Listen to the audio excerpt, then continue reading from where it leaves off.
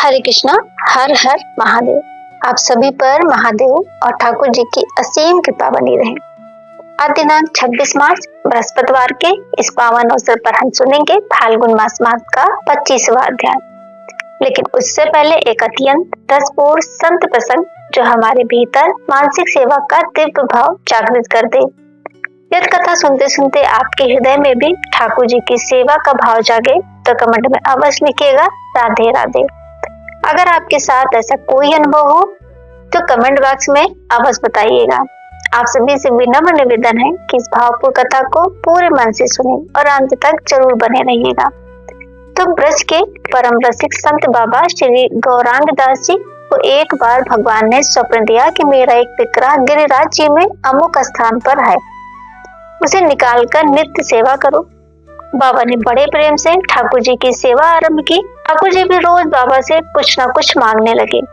कभी कहते आज मुकुट चाहिए, कभी बांसुरी चाहिए, कभी माखन चाहिए, कभी बढ़िया पोशाक चाहिए, तो कभी नया बिस्तर चाहिए। बाबा परेशान हो गए। वे सोचने लगे मैं तो एक लंगोटी वाला बाबा हूँ, बिना धन के ये सब चीजें मैं कहाँ से लाऊं।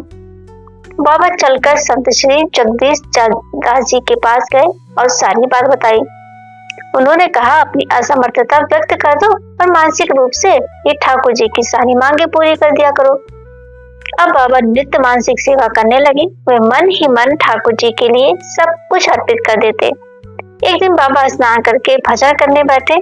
जब वे उठे तो शिष्यों ने देखा कि उनकी कमर और लंगोट पर शक्कर की चाशनी लगी हुई है। शिष्यों ने आश्चर्य से पूछा, बाबा ये चाशनी कैसे लग गई? आप तो स्नान करके भजन करने बैठे थे। बाबा ने अपनी मानसिक सेवा को गुप्त रखना चाहा और कहने लगे कुछ नहीं हुआ, कुछ नहीं हुआ।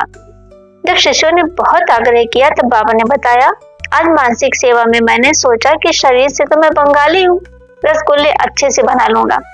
मैंने मन ही मन बड़े सुंदर रसगुल्ले बनाकर ठाकुर जी को अर्पित कर दिए। उन्होंने बड़े प्रेम से ग्रहण किए। अब कुछ रस मेरे ऊपर भी छलक गया। इस प्रकार संतों की मानसिक सेवा भी प्रत्यक्ष फल देने वाली होती है।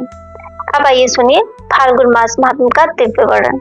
मार्कंडेय जी कहते हैं, हे राजन युधिष्ठिर, अब मैं तुम्हें उमा महेश्वरी तीर्थ का महात्म्य सुनाता हूँ। पूर्व काल में सालकायन नामक एक प्रतापी राजा हुए। वे बड़े धर्मात्मा और सत्यवादी थे। उनके राज्य में सब प्रजा सुखी थी। एक बार राजा ने बड़ा यज्ञ करने का निश्चय किया। राजा ने अपने मन में विचार किया कि एक महान यज्ञ का आयोजन किया जाए। उन्होंने वैदूर पर्वत के पश्चिम भाग में यज्ञ मंडप बनवाया। वहां सोने के बड़े बड़े खंभे लगाए गए। कुंड वेदी और सुरवा आदि सब स्वर्णमयी बनाई गई। तरह तरह के भक्ष्य भोग पदार्थ और रस तैयार किए गए। उनके बुलाने पर महाराज की 1008 रानियों, राजकुमार तथा घर का कामकाज करने वाले अन्य सभी लोग भी यज्ञ सामग्री सहित वहां उपस्थित हो गए। राजा ने यज्ञ के लिए वशिष्ठ जी, वामदेव जी आदि बहुत से ऋषियों का वर्ण किया। वेद पाठी ब्राह्मणों द्वारा देवताओं का आवाहन और पूजन किया गया। होम कुंड में अग्नि का आधान हुआ। धूम रहित अग्नि प्रज्वलित हो गई। वेद मंत्रों से उच्चारण से आकाश गूंज उठा। आहुतियां दी जाने लगी। इस प्रकार विधि पूर्वक यज्ञ पूरा होने पर जब सब लोग अवभृत स्नान के लिए नर्मदा नदी में गए तब उसका जल सूखा हुआ दिखाई दिया। ये देखकर राजा को बड़ा आश्चर्य हुआ। राजा ने वहां उपस्थित मुनिवर दुर्वासा जी से पूछा, मुनिवर ये क्या हुआ? वर्षा भी कहीं नहीं हुई और नर्मदा का जो पुराना जल था वह भी सूख गया। इसका क्या कारण है? राजा का प्रश्न सुनकर दुर्वासा मुनि बोले, राजन जल तो सभी लोगों को अभिष्ट है। तप होम और वेद मंत्र ब्राह्मणों के अधीन है और यज्ञ रक्षा तथा दक्षिणा यजमान के अधीन है। इसीलिए सब कुछ विधिवत संपन्न हुआ है। नर्मदा जल रहित हो गई और बादलों ने भी अभी तक पानी नहीं बरसाया। इससे हताश होने की आवश्यकता नहीं है। राजन जो जल रहित हो गई है उस नर्मदा नदी के आने का इंतजार करो। तब राजा ने नर्मदा जी की स्तुति इस प्रकार की, हे सुरेश्वरी आपको नमस्कार है। शंकर आत्मजा आपको नमस्कार है। इडा पिंगला उमा गंगा सरस्वती वेद माता गायत्री सावित्री सरस्वती ब्राह्मी वैष्णवी और गौरी सब कुछ आप ही हो। आप ही परम यशस्वी लोक माता लक्ष्मी हो। पृथ्वी पर जितने भी तीर्थ बताए गए हैं वे सब आपसे ही व्याप्त हैं। समस्त चराचर जगत आपके जल से व्याप्त है। जगत में कोई ऐसा स्थान नहीं दिखाई देता जो आपके जल से आवृत न हो। आपके जल में स्नान करने मात्र से तृप्त होकर सब जीव परम गति को प्राप्त होते हैं। अमित तेजस्वी राजा के मुख से इस प्रकार स्तुति सुनकर नर्मदा देवी ने उन्हें प्रत्यक्ष दर्शन दिए और कहने लगी, राजन, तुम्हारे मन में जो इच्छा हो उसके अनुसार वर मांगो। तब राजा ने हाथ जोड़कर कहा, देवी, आप 7 पूर्ववर्ती और 7 आगामी पीढ़ियों को अक्षय कर दीजिए।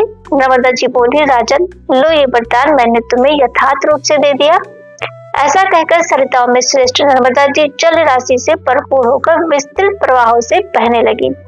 राजा सालकायन का ये अद्भुत कर्म देखकर सप्त धर्मपरायण सभी महर्षि उनकी प्रशंसा करने लगे। इसके बाद उन सबने नर्मदा नदी में स्नान, आचमन, जलपान और प्रत्यतर्पण किया। इसके बाद सर्वत्र दक्षिणा पाए ब्राह्मणों ने वह यज्ञ समाप्त किया। जो जिस वस्तु की कामना करता उसे वही वस्तु दी जाती थी। इसके बाद राजा शिवालय में गए। वहां समस्त मनोवांछित फलों को देने वाले देव पूजित महेश्वर लिंग में स्थित भोग मोक्ष प्रदाता उमा महेश्वर का राजा ने विधि पूर्वक पूजन किया। पूजा में प्रत्येक उपचार ओम महेश्वराय देवाय शंभवाय नमो नमः इस मंत्र से ही चढ़ाया गया। पूजा समाप्त होने पर वहां राजा वही हाथ जोड़कर खड़े हो गए। इसके बाद नर्मदा देवी भगवान शंकर के चरणों के नीचे से प्रकट हुई। उनका वह प्रवाह संपूर्ण देवताओं द्वारा पूजित हुआ। इसके बाद संतुष्ट हुए महादेव आदि सभी देवतागण बोले, राजन, तुम अब मनोवांछित वर मांगो। उनके ऐसा कहने पर राजा सालकायन बोले, हे देवताओं, आप लोग कभी भी इस स्थान का परित्याग मत कीजिएगा। हमारे राज्य में अकाल आदि दोषों से पीड़ित प्रजा का कष्ट दूर हो और वह सदा फले फूले। इसके सिवा इस स्थान पर आवाहनीय अग्नि स्वयं ही सदा विद्यमान रहे। राजा की बात सुनकर देवतागण कहने लगे, राजन, तुमने तो कुछ कहा है वह सब पूरा होगा। ऐसा कहकर सब देवता वहां से अंतर्धान हो गए। राजा का राज्य पुनः वृद्धि को प्राप्त हुआ और देवराज इंद्र इच्छा अनुसार वर्षा करने लगे। वह यज्ञ पूरा करके राजा सालकाय अपने मंत्रियों तथा अंतापुर की रानियों के साथ देव निर्मित अयोध्यापुरी में लौट आए। युधिष्ठिर, इस प्रकार मैंने तुम्हें उमा महेश्वर तीर्थ का महात्मा सुनाया है। अब धर्मराज युधिष्ठिर को श्वेत किंशुक आदि तीर्थों की महिमा बताते हुए मार्कंडेय जी कहते हैं, हे युधिष्ठिर, अमरेश्वर के पूर्व भाग में स्थित श्वेत किंशुक नामक पापनाशक तीर्थ का महात्मा भी सुनो, जिसमें स्नान करने वाले मनुष्य स्वर्ग लोक को प्राप्त होते हैं। वहाँ उत्तम सिद्धि प्रदान करने वाला श्वेत किंशुक नामक लिंग है तथा स्वर्ग रूपी फल प्रदान करने वाले तारकेश्वर महादेव जी भी वहीं विराजमान है। इसके बाद वर नाम से प्रसिद्ध एक दूसरा पापनाशक तीर्थ भी है, जहाँ लोक में वर देने वाले त्र्यंबक महादेव विराजमान है। उस तीर्थ के महात्म से मनुष्य समस्त पापों से मुक्त हो जाता है। तो मार्कंडेय जी कहते हैं, हे धर्मराज, इसके बाद बाणासुर नामक एक महान दैत्य हुआ जो भगवान शिव का परम भक्त था। एक बार उसने भगवान शिव की अद्भुत स्तुति की, हे अनादिदेव, हे ईश, आपको नमस्कार है। हे विघ्नेश्वर, आपको नमस्कार है। महेश्वर, आपको नमस्कार है। सर्वज्ञ अज्ञानहारी हर, हे ज्ञानदाता शिव, आपको नमस्कार है। अनंत गुण रूपी रत्नों से विभूषित आप परमेश्वर को नमस्कार है। परात पर परमातीत उत्पत्ति और पालन करने वाले हे शिव, आपको नमस्कार है। सब प्रयोजनों की सिद्धि के साधन हे विश्वनाथ, आपको नमस्कार है। धनंजय निराधार स्वभाव से ही उपद्रव रहित, आपको नमस्कार है। सदा प्रसन्न रहने वाले हे परमेश्वर, आप संपूर्ण योगों के स्वामी हैं, आपको नमस्कार है। हे भूतनाथ जगन्नाथ, सर्वाधिकार, मोक्ष और 7 पाताल के आश्रय, आपको नमस्कार है। त्रिनेत्र और त्रिशूल धारण करने वाले त्रिलोक स्वरूप, आपको नमस्कार है। हे चंद्रशेखर, देवता और असुर दोनों आपके चरणों में मस्तक होते हैं, आपको नमस्कार है। हे महाप्रभु, मैंने अपने जिह्वा की चंचलता के कारण आपके विषय में कुछ भी कहने की दृष्टा की हो तो आप उसे क्षमा कीजिएगा। आपके गुणों का वर्णन करने में भला कौन समर्थ है। मार्कंडेय जी कहते हैं, हे धर्मराज, बाणासुर द्वारा की हुई इस स्तुति को सुनकर भगवान शिव उस पर बहुत ही प्रसन्न हुए और इस प्रकार बोले, दैत्यराज, सेवा अपराध जनित तुम्हारा यह दोष अब क्षमा कर दिया गया है। अब तुम कोई वर मांगो। बाणासुर बोला, हे देव, मैं अपने परिवार सहित इसी जन्म से आपके उस परम धाम को जाऊं जहाँ पूर्व जन्म का भय नहीं है। बाणासुर का ये वचन सुनकर महादेव जी ने कहा, तथास्तु।